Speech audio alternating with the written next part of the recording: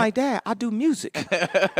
This gonna take us to the top. Give me as much as I need. I remember looking at a UMC tape and a P-Rock tape. Wow. And I ended up figuring out how to, Figure get out my how to get allowance both. up and be able to get both. And I see the love that you have for hip hop, and like man, we go back almost 20 years now, man, and just like you said, from day one we was broke type of thing. But one thing I've always known about you, you've always been the same person that's had the same sincerity and the same love for God.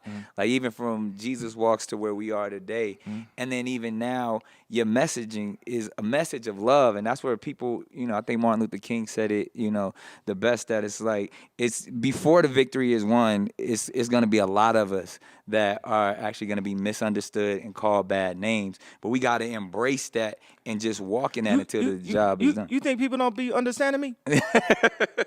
Hey, people don't be understanding us. We in this together, yeah. And I say that too because and I'll tell you exactly how a lot of this even came out. I'm walking through the airport dealing with all of the drama that I'm dealing with, and you and I have been communicating daily. I appreciate you just person to person reaching out, checking on me, and all of that. And then I see this white man come up to me and just stick a camera in my face like, all right, here you go. He about to ask about all this stuff.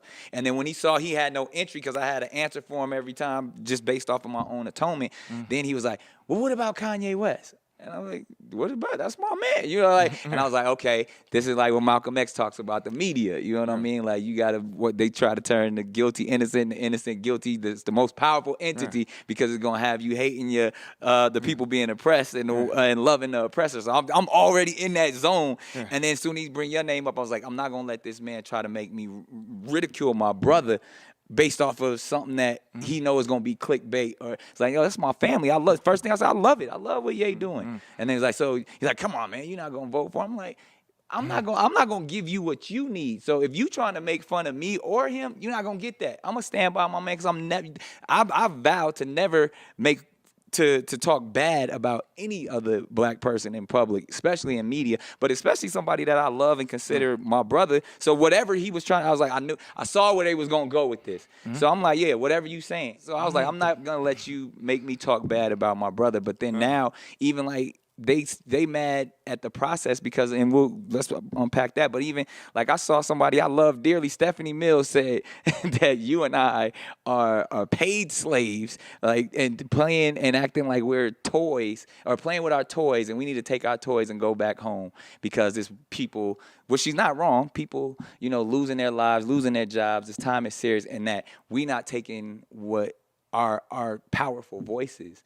serious enough to help when, like I said, all I've known you to ever be is someone who wants to help and be sincere and of love, and even everything that you're doing. And it's like, how do we deal with that when it's coming at us? And where is home exactly? Where is home exactly, Stephanie? Yeah. Did she have a song about being at home? She think it's a place in the Wiz. Yeah. Also, look at our names. Yeah.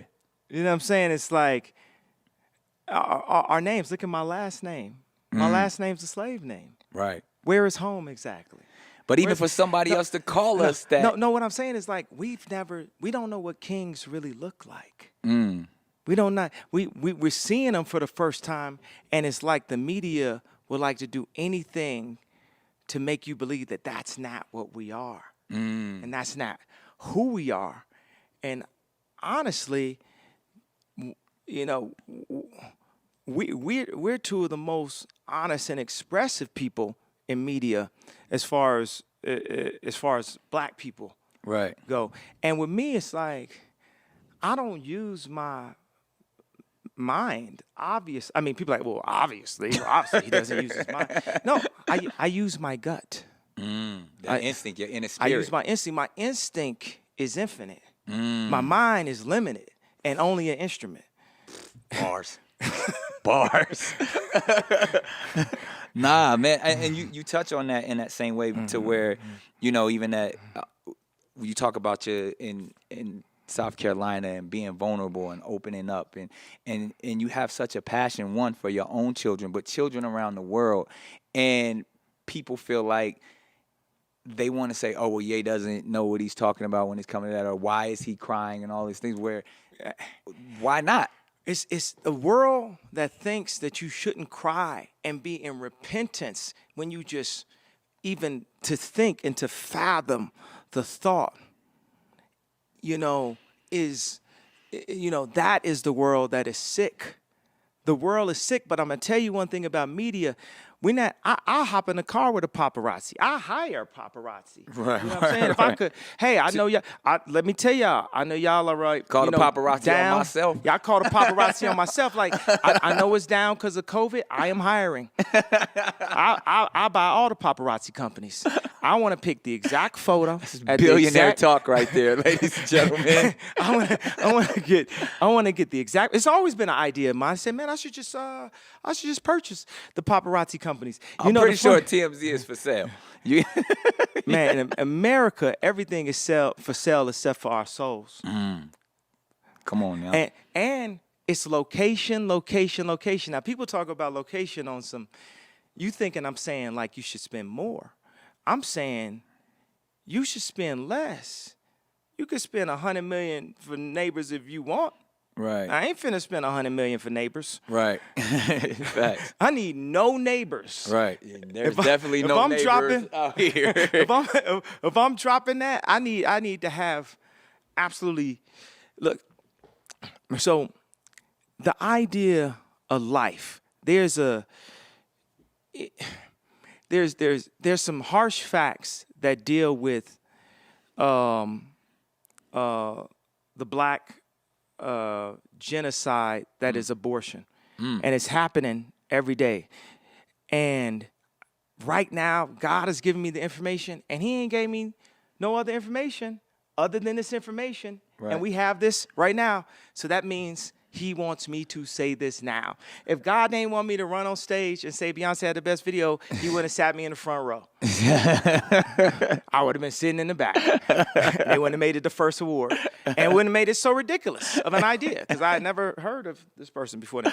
And this Single Ladies is like one of the greatest videos of all time. So you spoke your mind. You spoke your truth. I was only drinking Hennessy. I was about to say you had a bottle of Hennessy. Because I didn't want to go to the award show because it was a setup. Right. Now, okay, so now let's get to life. In 50 years, there's been 22 million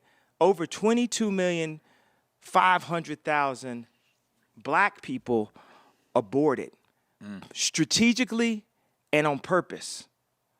Planned Parenthood was set up and placed in minority communities to kill black people. You're talking about when Margaret Sanger, the originator of Planned Parenthood at the time, because a lot of people, when you say things like that, in their defense, they say, well, Planned Parenthood today is a different organization. But what you Here we go. But what Margaret you cannot Sanger deny is these facts that Ye is about to give you right now. Here we go. Margaret Sanger, the founder of Planned Parenthood, was an avowed racist whose goal was to reduce the black population in America, and she succeeded. 80% of abortion clinics in America are in minority neighborhoods. Over 22,500,000 black babies have been aborted in 50 years. Over 1,000 black babies are aborted every day. So that means we are inside of it as we speak. This is genocide. So wait, we are inside of genocide as we speak. What about the people that are going to argue and say, but Kanye doesn't have the right to speak on that because he's not a woman. The fact that Planned Parenthood does a lot of amazing things and they're in those communities because they need to be in those communities. Well, I have to go to the word. God says he knew you before you were in the womb. Yep, Jeremiah 1:5. Yeah. So I got one other statistic. Abortion is the #1 killer of black lives in the United States, according to the Centers for Disease Control and Prevention. Mm-hmm. Abortion kills more black people than HIV, homicide, diabetes, accidents, cancer, and heart disease. Watch this one. Combined. Yeah. Combined, 3,000 shootings in Chicago a year, 700 murders. You got to put that with heart disease. You got to put that with HIV. You got to put that with diabetes. You got to put that with just accidents. Yeah, and you put that with cancer. Yeah. And it doesn't add up to specifically abortions. And if you think about that number, 1,000 black babies are aborted each day. Yeah. And it's funny because I've sent this to people, and there's some people that say, wow, that touches me. There's some people say, I feel that. And there's an overwhelming amount of people that I sent it to, and their response was, thank you for sending that. With no emotion. With no emotion. Thank you for sending. Thank you for, why would you thank anyone for sending that? I didn't even want to have to say the information out loud. But God said, yay, I need to use you. I'm one of the bullhorns. He's just been prepping me. Yeah. And he's been protecting me. Yeah, we've been talking about this for years. I mean, you and I put Can I Live Together, and probably my best record, co-produced by Kanye West. Well, most people's records that are co-produced by Kanye West usually are their best record.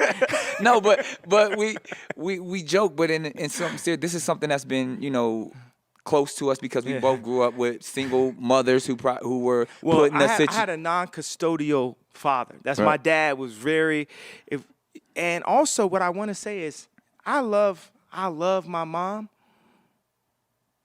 My mom and my dad had an agreement that I would see my dad every other week, see my mom every other week. She took a job in Chicago because it paid more. And then I would only see my dad on spring break and in the summertime. Yeah, so same. A white organization offered this black woman more money, and I saw my dad less. Wow. And see, this is where I see the passion. Like I said, we've both been put in the situations to where, our mothers was young, they had us, so we feel a certain way. My mom was on the way to the abortion clinic. Our fathers had very similar situations about, not necessarily being ready or wanting a child in that moment, but we're here because of that. Is this the reason why, is this what you're utilizing your platform now? Because with the whole presidency thing, because that's the other thing. Like, because people asking me like, "Are you Ye's vice president now?" And what like where is the message? And can you do all of this without the presidency, or is this really important for Kanye 2020? Well, it hit me to run for president in 2015. Right, and we saw that. It was about 3 days before the award show. I was there. I was like, and it hit me, and it was funny to me, when I said, I was like, this is it. I'm gonna say this, and then also when I came up with the name of my party, the birthday party. It was funny to me. It was just crazy. It was Jay-Z. I was like, Jay-Z. That's it. The but birthday party. But it was genius party. At the same time. And you know what made it so? I can only give God the glory because of the connection point to the birthday. The connection point to the birthday party is dealing with life and pro-life. Right. Because these are kids that now are going to get a chance to have birthdays. Like for Daily Mail, who want to tear me down, for anyone who wants to tear me down for crying, you realize that because of South Carolina, there are people who have decided to have the child because they connected. And if they were on the fence about it, they never saw anyone in my position take that position. Facts. And say, look at this. This is a 7-year-old right here. And she might have never made it here. Right. And so when I talked to my father made me apologize to him for bringing this up publicly. I've had that conversation with my father as well. And then he also said, the abortion culture teaches people that a child isn't a real soul. And it was my wife that said, this is a soul. And the scariest thing is she had the pills. You take these pills, you take them, and the next morning the baby's gone. She had the pills in her hand. And a lot of times people say, well, they want to jump to the most radical reason of why someone would not have a child. I said not, you know why I said not have a child? Because I'm still so mindful as a man about using the word abortion. That's how shook we are about using the word abortion as men. It's a topic that they say as men, we should not be able, as two men sitting here, we should not be having a full conversation about abortion. Well, that's a strategy to take the male opinion out of any conversation, just taking the leaders and the males out of neighborhoods in the 80s. It's like you take that opinion because you need both opinions. Right. You need the male and the female opinion. And also, it's both people's child. Now, I can get into, the funny thing is I posted a picture because I read that in New York. I heard that you can abort after 9 months. But I saw on Google, they said 24 weeks. And I showed a picture on my Twitter of a 24-week-year-old fetus. Would that be the term? And I got backlash. How you gonna put up that abortion tweet? And you know what it is? I was trying to appeal to humanity. But we can see in this world by the reaction that people had to me crying that there is no humanity. You could see the state of the world. What's a lot of people in pain, yeah? Like it's a lot of people, so they focus on their pain and like they want to polarize. They want to say this is where you wrong. You can't do this. You can't do that, or ridicule or make fun of it. Yeah. So now, since there is no humanity, then there has to just be God and man, and you can't serve two masters. So, who are you working for? Right, and that's the question for the ages. So the fact that you have such an influence, such an amazing power. You've proven people wrong time and time again. So people take you very seriously when you say these things. So when you speak on topics that are polarizing, like abortion, when you speak on topics even like the man's place, the black man's place in society, when you speak on the efforts of being able to say what you want to say,